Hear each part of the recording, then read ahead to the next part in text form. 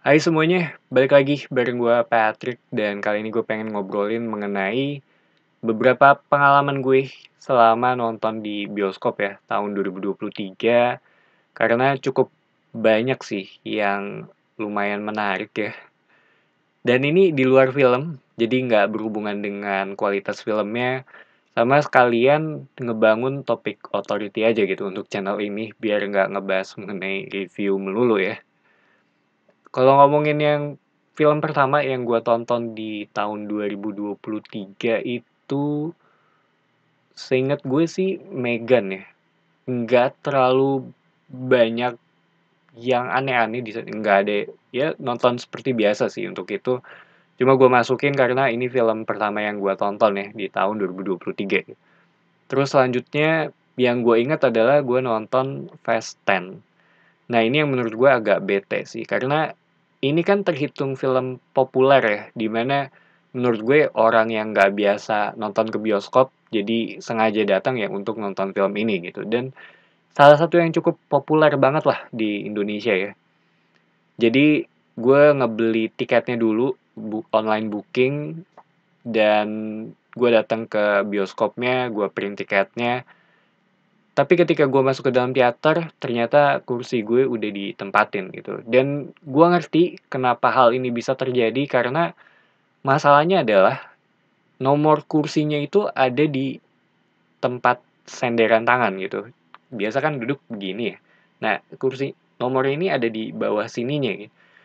Dimana kalau udah kalau yang telat masuk atau ketika lampunya aja udah dimatiin gitu sebelum filmnya mulai, itu agak susah ngelihatnya gitu karena nggak ada cahaya yang nunjukin nomornya dan nomornya tuh kecil dengan tanda panah yang lebih kecil juga gitu. Jadi gua ngerti banget ketika banyak yang bingung ya, terutama dari sisi nomornya gitu.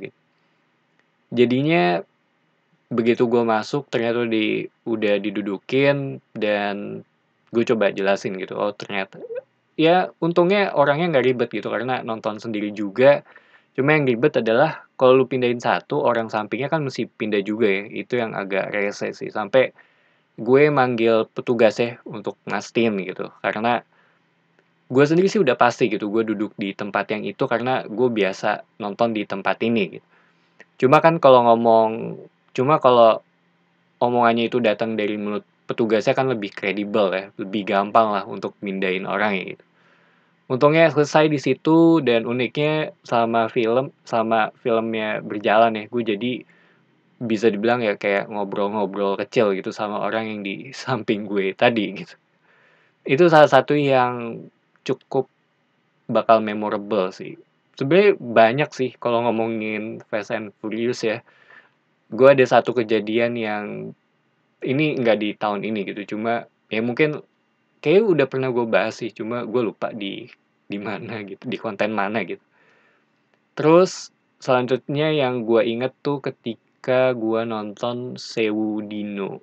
Menurut gue ini salah satu pengalaman nonton gue di bioskop yang cukup fun dan gue suka banget ketika gue nonton film ini gitu. Yang unik adalah sebelum filmnya dimulai ketika lampunya udah pada mati dan layarnya tuh masih gelap, itu ada suara ya audio gitu yang ngejelasin mengenai tata cara aturan nonton di bioskop gitu. Menggunakan suara yang horor ya, disesuaikan dengan filmnya gitu. Kan kalau biasa kita nonton tata caranya kan ya sebagai ada audio visual ya gitu. Sedangkan ini tuh lampunya mati, seinget gue lampunya mati sih. Dan layarnya gelap, jadi audio only gitu. Itu yang menurut gue creepy dan keren banget karena sentuhannya simple tapi kena banget sih. Jadi kayak ngebangun vibe-nya ya sebelum nonton.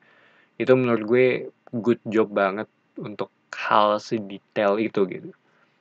Terus yang gue ingat lagi adalah ketika gue nonton Oppenheimer. Ini tuh zaman-zamannya Barbenheimer ya, ketika Barbie dan Oppenheimer rilis barengan. Ini salah satu yang cukup ngebuat gue mungkin nggak bisa dibilang kesel sih, karena kesalahan gue. Gue kira filmnya tuh nggak akan rame, tapi ternyata rame banget untuk hari itu dan seinget gue juga pas hari libur ya, rilis pertamanya di Indonesia, gue bingung nih antara nonton Oppenheimer atau Barbie duluan gitu. Akhirnya tuh waktu itu gue nonton Barbie duluan, gue beli tiketnya di hari itu ya, jadi udah terhitung telat juga gitu. Seinget gue beli tiketnya di paginya, jadi udah lumayan terisi juga, tapi ya cukup oke lah dari sisi seat tempat duduknya gitu, walaupun agak mojok ya. Gue nonton Barbie, tapi balik lagi ke ngomongin Oppenheimer, dan karena gue telat beli tiketnya, jadi gue nunggu sengaja, ya udahlah, udah telat, udah miss momennya, gue mau bikin konten juga udah agak basi ya pada saat itu, ya udah gitu. Gue sekalian nunggu udah biar pada sepi sekalian deh gitu, karena gue emang pengen ngincer nonton di IMAX gitu. Dan setelah nonton sih ya menurut gue ini keren ya. Gue nggak nyesel nonton di IMAX, gue nggak nyesel nunggu selama itu juga. Dan ya ini juga film eh, biopic juga, jadi ya nggak ada spoiler gitu menurut gue, jadi aman ya dari sisi itu. Tapi satu hal ya yang gue suka tuh ya ini emang layak untuk emang layak dan seharusnya nonton di IMAX sih kalau menurut gue gitu, walaupun bukan IMAX yang 70 milimeter ya, tapi dari sisi suara untuk versi IMAX-nya itu ya ini keren banget. Dan kadang gue pengen, kayaknya ada beberapa momen gue berusaha untuk nutup telinga karena suaranya itu emang gede banget untuk film ini gitu.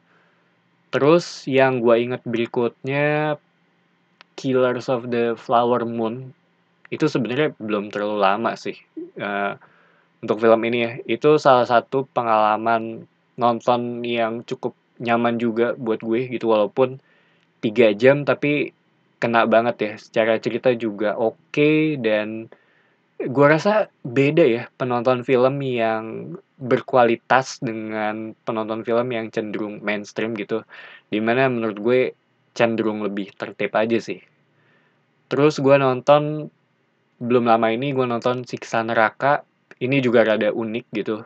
Jadi gue nonton di Sabtu sore minggu pertama rilis sih.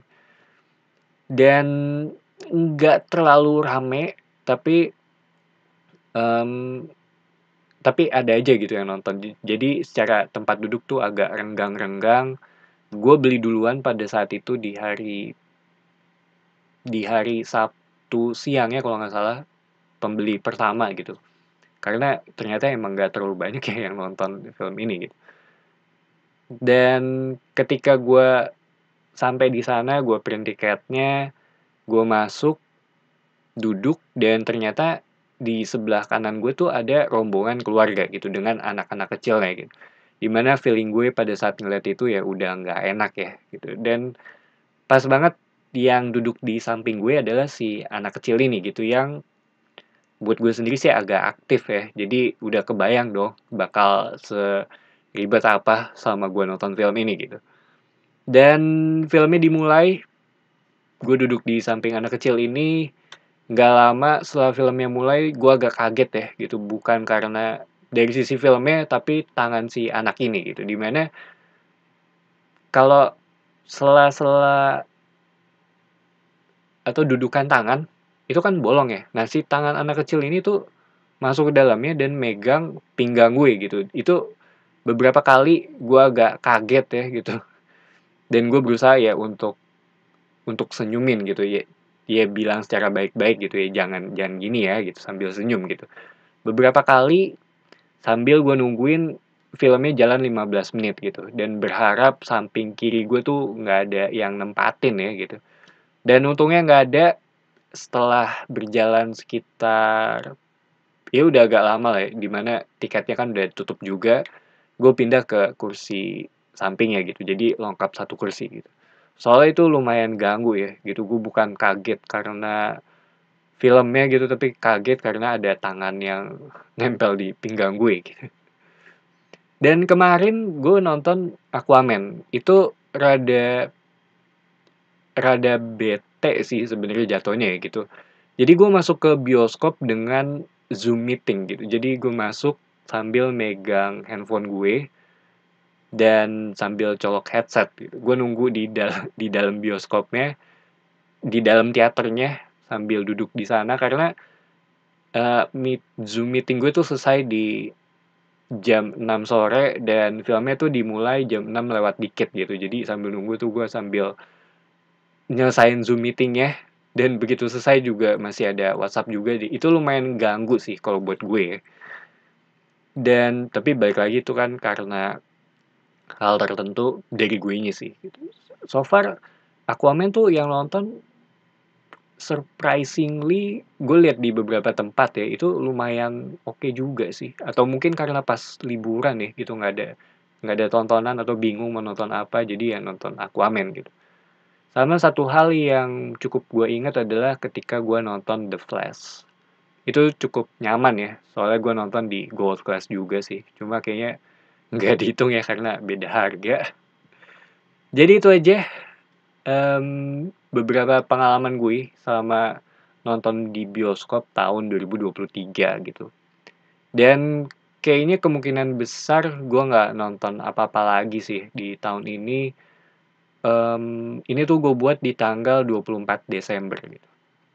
Jadi itu aja. Thank you for watching. It's me Patrick signing off.